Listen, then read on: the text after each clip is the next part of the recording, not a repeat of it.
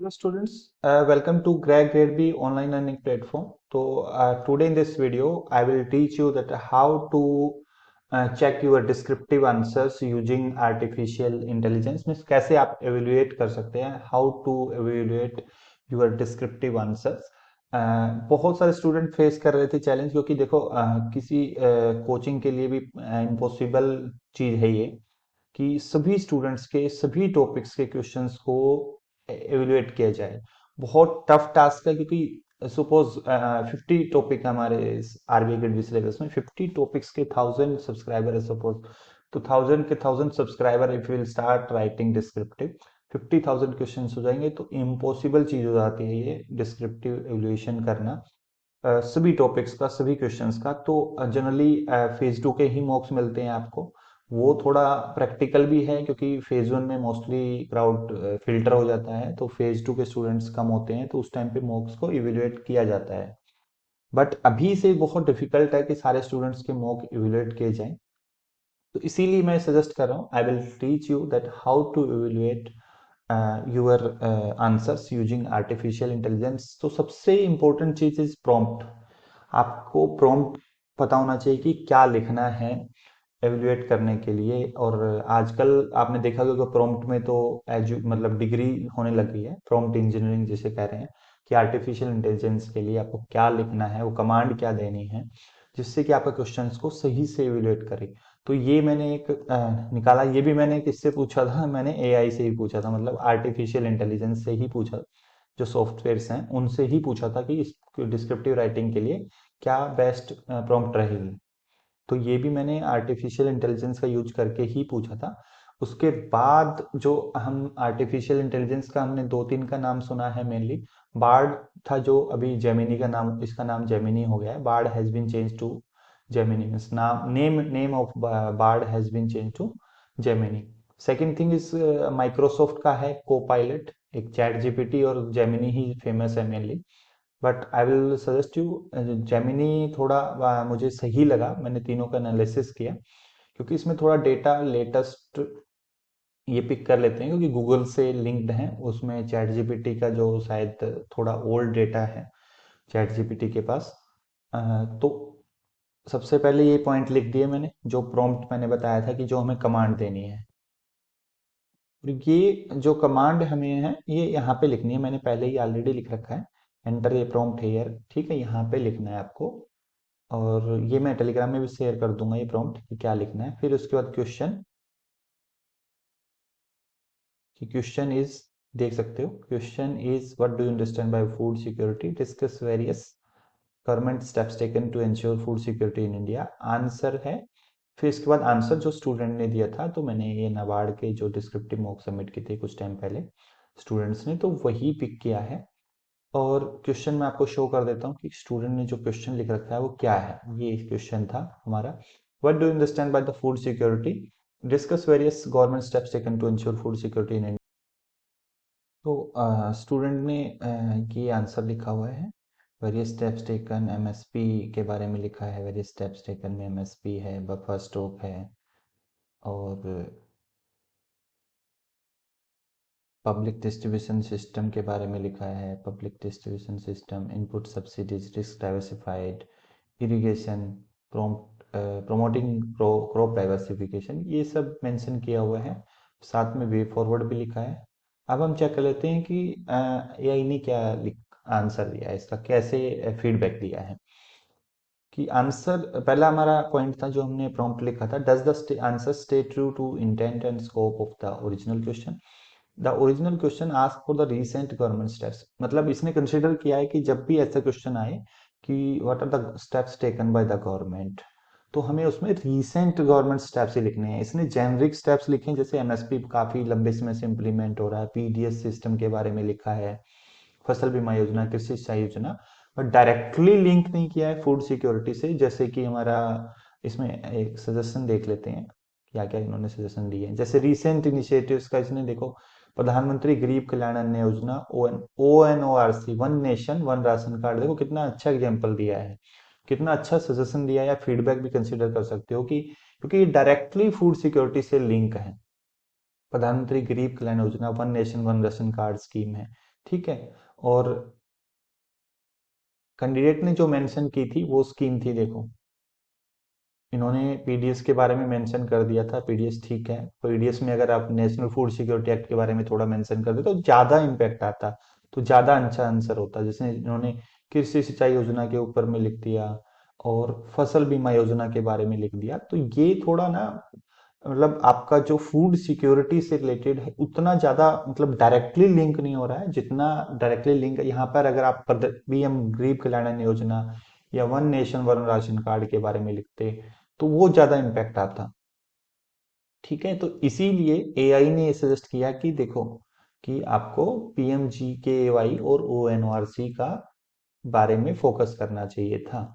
ठीक है, सेकंड था are there any factual error और इनकंसिस्टेंसी। और देखो एक चीज और है कि आर्टिफिशियल इंटेलिजेंस है तो जरूरी नहीं है कि हर डेटा एक्यूरेट हो। डेटा में स्पेसिफिकली आपको ध्यान रखना है, कुछ डेटा अगर कहीं पे भी है तो उसको क्रॉस वेरीफाई कर लेना, क्योंकि डेटा हो सकता है एआई के पास पुराना हो और ये सही ना पिक करे तो उसको गलत बता दे। तो जैसे are there any factual errors, तो इसने कहा कि India's agriculture export data might be outdated. तो कैंडिडेट ने जो डेटा मेंशन किया है एक्सपोर्ट का, हाँ 21-22 का है, तो इसलिए इसने कहा है कि ये आउटडेटेड हो सकता है क्योंकि अभी 24 चल रहा है, तो इस वजह से ये मेंशन किया है। आर्टिफिशियल इंटेलिजेंस जो हम यूज कर रहे हैं, जेमिनी गूगल का आर्टिफिशियल इंटेलिजेंस सॉफ्टवेयर है।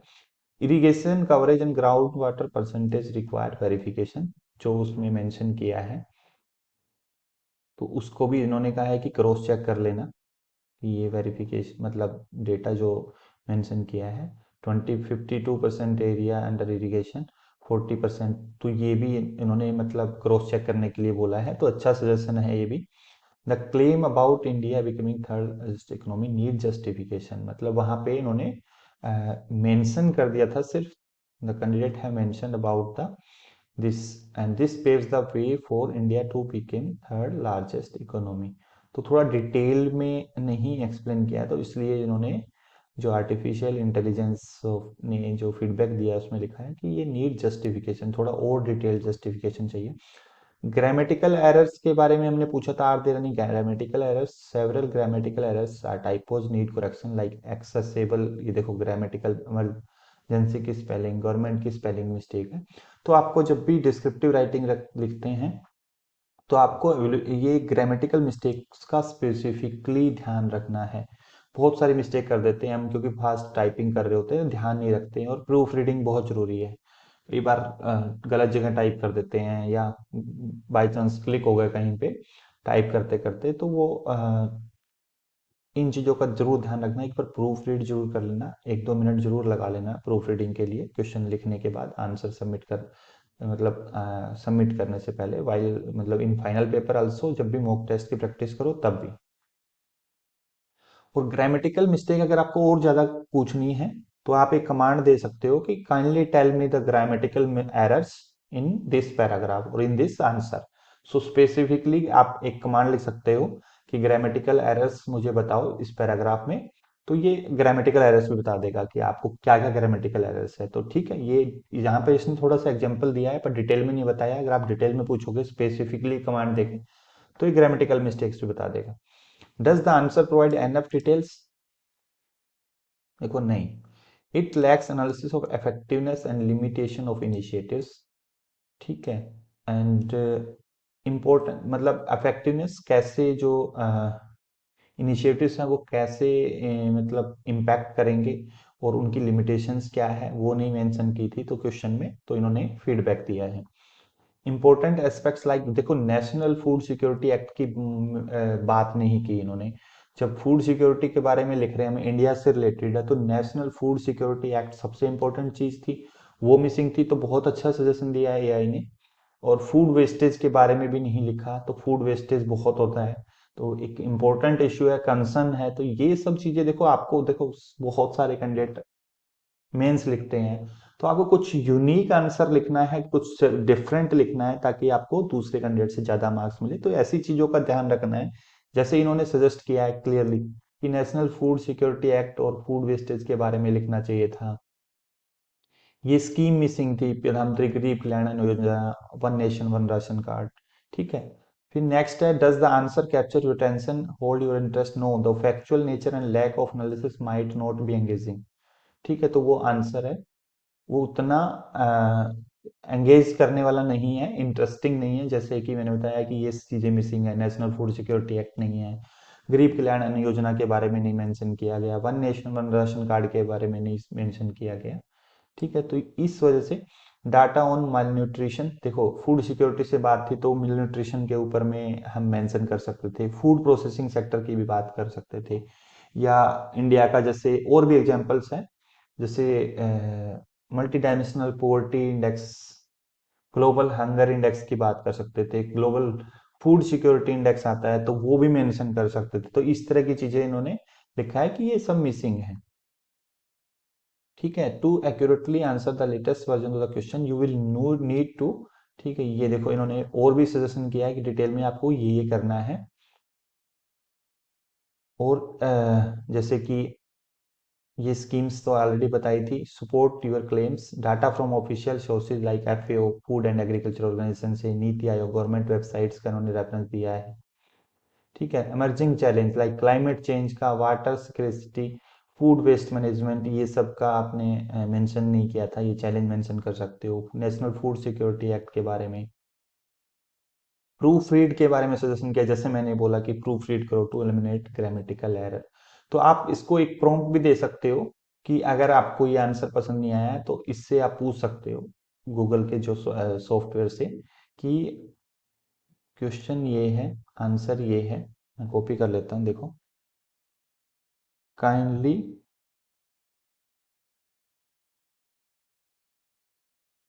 Restructure, kindly the answer.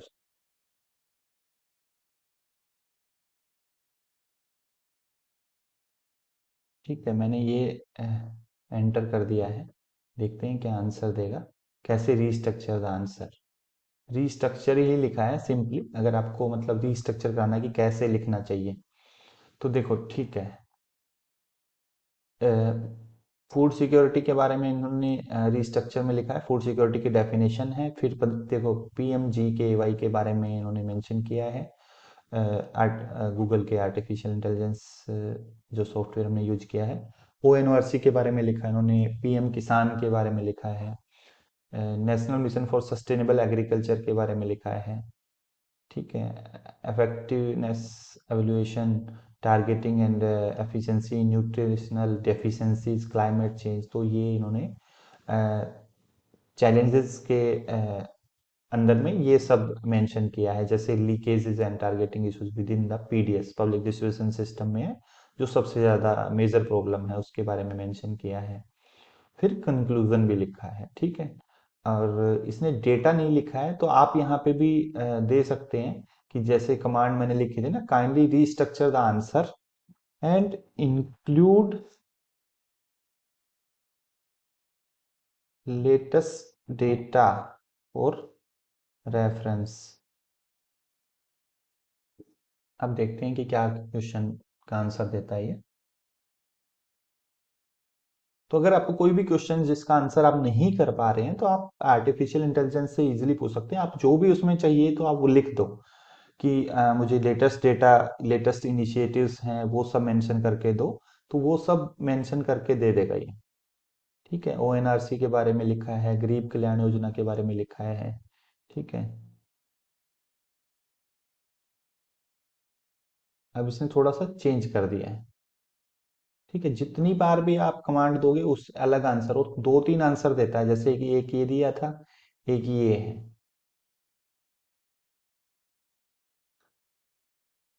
और इन्होंने रेफरेंस भी दिया है कि कहाँ कहाँ से डेटा लिया है इन्होंने। ठीक है, तीसरा आंसर है ये, गरीब कल्याण अन्न योजना के बारे में लिखा है, one nation one ration card scheme के बारे में, ये सब। ठीक है, डेटा के बारे में जो डेटा इन्होंने यूज किया है।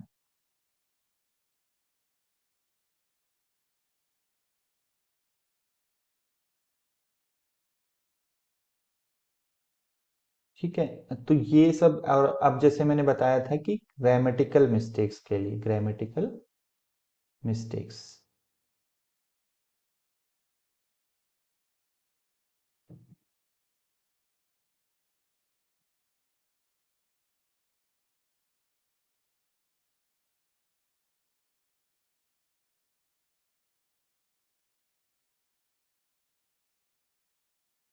ठीक है, मैंने लिखा kindly tell me the grammatical mistakes, question ये था मेरा, आंसर ये है इसमें, ये हटा दो, सिर्फ ये आंसर लिखना है आपको यहाँ से, kindly tell me the grammatical mistakes, मैंने ये लिख दिया।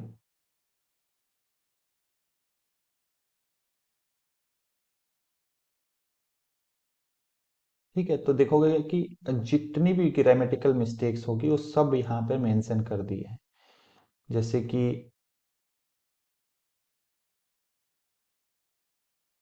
एक्सेसिबल, अफोर्डेबल एंड न्यूट्रियस, तो ये ना स्पेलिंग उसमें मिस्टेक थी, स्पेलिंग मिस्टेक थी एक्सेसिबल की, वो ठीक कर दी है।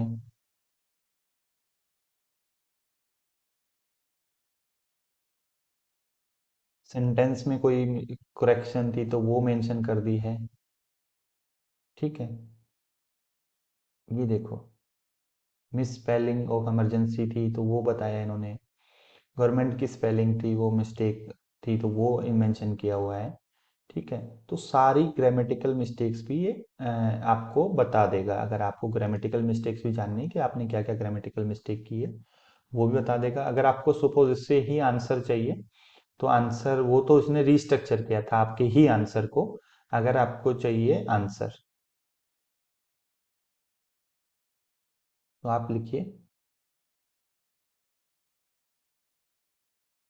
Kindly right answer in 600 word या 1000 वर्ड लगा लो, वो 1000 वर्ड्स, इंक्लूड ऑल लेटेस्ट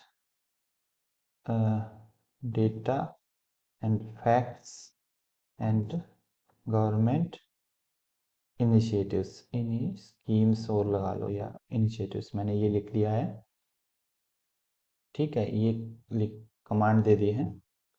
और अब चेक करते हैं कि इसने क्वेश्चंस क्या लिखा, वो हमने रिस्ट्रक्चर करवाया था क्वेश्चन, चेक करवाया था, तो आप ऐसे ही चेक भी करवा सकते हैं, ग्रामेटिकल मिस्टेक्स भी ढूंढ सकते हैं, और अपना आंसर भी ले सकते हैं कि आपको अपना आंसर पसंद नहीं आए तो ये कैसे लिख के देगा आपको।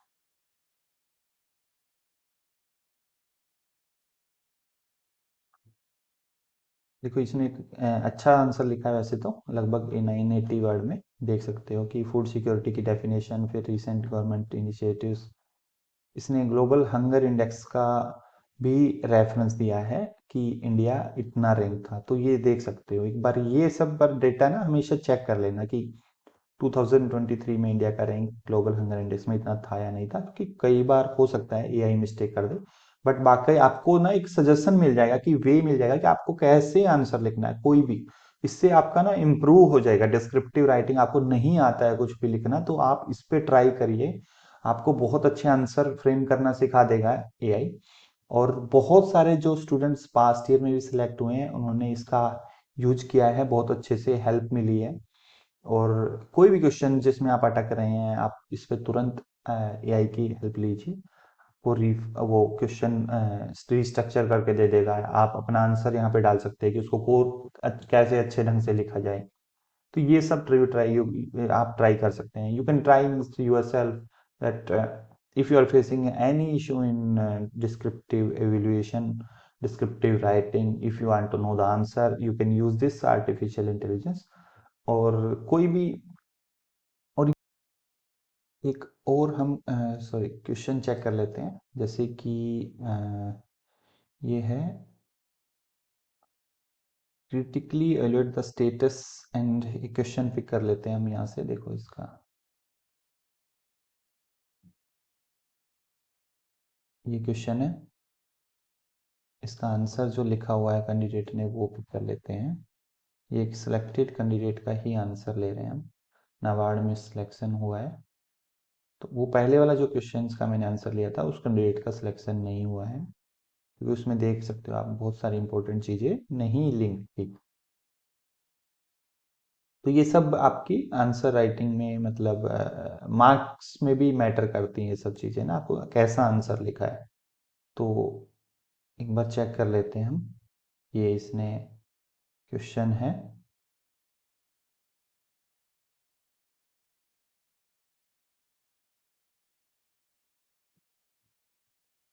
क्वेश्चन हमारा है critically evaluate the status challenge and opportunities for women entrepreneurs in India, answer is, ठीक है, हमने जो कमांड दी थी, सिंपल कमांड भी दे सकते हो, kindly evaluate my essay, kindly evaluate my this question, ठीक है, वो भी एवेल्युएट कर देगा। अगर आपको थोड़ा डिटेल्ड चाहिए तो ऐसे आप प्रॉम्प्ट लिख सकते हो।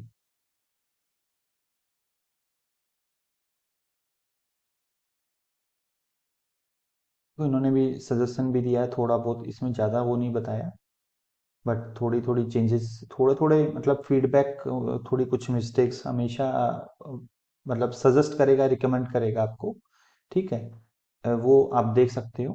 वो इन्होंने जैसे बताया कि हाईलाइट्स द स्ट्रेंथ क्या है इस क्वेश्चन की, आपने स्टैंड अप इंडिया के बारे में बताया। Challenge faced by the women entrepreneur like access to finance, work life balance, जो एक्नोलेजेस चैलेंज फेस्ड बाय, तो ये इस क्वेश्चन की स्ट्रेंथ थी कि ये काफी अच्छे से मेंशन किया हुआ है इसमें ये सब। और वीकनेस क्या है, limited analysis, the answer describe challenge and opportunity but lakhs critical evaluation. तो जैसे कि ना आप गवर्नमेंट इनिशिएटिव्स और कुछ डेटा का रेफरेंस दे सकते हो इसमें, जैसे डेटा का रेफरेंस शायद नहीं दिया है, इसलिए इसने सजेस्ट किया है कि ये क्रिटिकली एवेल्युएट नहीं किया है। तो ठीक है, डेटा बहुत इंपॉर्टेंट है, data facts, global gender gap की रैंकिंग मेंशन कर सकते थे, नेशनल फैमिली हेल्थ सर्वे में डेटा आया है, वो वीमेन से रिलेटेड, लेबर फोर्स, जो पीरियडिक लेबर फोर्स सर्वे है उसका डेटा मेंशन कर सकते थे, स्टार्टअप से रिलेटेड अगर आप जाओगे तो वो मिनिस्ट्री की वेबसाइट पे आपको मिल जाएगा, मिनिस्ट्री ऑफ एमएसएमई की भी, स्टार्टअप में वुमेन का क्या रोल है, कितना परसेंट है, रूरल एरियाज में बहुत सारा डेटा है, तो वो सब मेंशन कर सकते हो। तो ऐसी चीजें बहुत इंपैक्ट करती हैं डिस्क्रिप्टिव राइटिंग में, ठीक है। तो ये ऐसा है, कोई भी बाकी आपको अगर कोई भी डाउट है तो आप हमारे हेल्पलाइन नंबर पे कॉल कर सकते हैं, इसके रिगार्डिंग भी मैं हेल्प कर दूंगा आपको, ठीक है। सो यूज करिए टेक्नोलॉजी का, बट बेकार के टाइम वेस्ट चीजों में मत करिए ऐसा भी। देखो क्वेश्चन से एक और चीज याद रखना ना, मैंने देखा बहुत सारे स्टूडेंट टाइम वेस्ट कर रहे हैं, इतने डिफिकल्ट क्वेश्चन क्रिएट कर लेते हैं, उनका आंसर लिखना डिफिकल्ट हो जाता है, और दूसरों मतलब कुछ ग्रुप्स में मैंने देखा कि इतने मतलब मेरे पास स्टूडेंट्स लेके आते हैं कि सर ये क्वेश्चन, ऐसे क्वेश्चन आएंगे कि नहीं आएंगे, बहुत डिफिकल्ट क्वेश्चन नहीं आते हैं, बहुत सीधे क्वेश्चन आते हैं, डायरेक्ट से रहते हैं, घुमा फिरा के ज्यादा क्वेश्चन नहीं आते हैं। तो आप सिंपल आंसर लिखना जानते हैं सिंपल डायरेक्ट क्वेश्चंस का तो बहुत है। ऐसा नहीं है कि आपको यूपीएससी का एग्जाम नहीं है ये, कि यहाँ पर आपको एनालिटिकल टाइप के चैलेंजिंग क्वेश्चंस मिलेंगे कि आपको सोचना पड़े कि उसमें क्या लिखना है, ठीक है। बहुत डायरेक्ट रहते हैं questions, current topics, static syllabus जो आपका दिया है उससे बाहर नहीं आता है। तो फालतू का टाइम वेस्ट मत करें इधर उधर के टेलीग्राम ग्रुप्स में कि आपको बहुत डिफिकल्ट क्वेश्चन लिखने पड़ रहे हैं, या उन, देखो साइकोलॉजिकली भी एक इम्पैक्ट आता है कि आप दूसरे को देखते हैं वहां पे लिखते हुए कि वो स्टूडेंट तो डिफिकल्ट क्वेश्चन भी लिख पा रहा है, मैं नहीं लिख पा रहा हूँ, तो इससे डिमोटिवेशन भी आता है, ठीक है। ये सब चीजें नहीं जरूरी है इस एग्जाम के लिए कि आपको एनालिटिकल टाइप के क्वेश्चंस या बहुत ही डिफिकल्ट लैंग्वेज के क्वेश्चन अटेम्प्ट करने हैं। अगर आप पहले भी देखोगे तो डिस्क्रिप्टिव जब होता था आरबीआई का, तब भी क्वेश्चन बहुत सिंपल और डायरेक्ट थे। अभी लास्ट ईयर के 3 इयर्स के पेपर उठा के देख लो, कोई क्वेश्चन ज्यादा डिफिकल्ट नहीं है, डायरेक्ट से हैं। आप आराम से पूरा 50 मार्क्स का पेपर अटेम्प्ट कर सकते हैं अगर आपने सिलेबस कवर किया है और करंट इश्यूज जो हैं चल रहे हैं उनसे रिलेटेड पढ़ा है, तो आप आराम से अटेम्प्ट कर सकते हैं। So thank you for joining this session, and keep studying. Don't waste time here and there.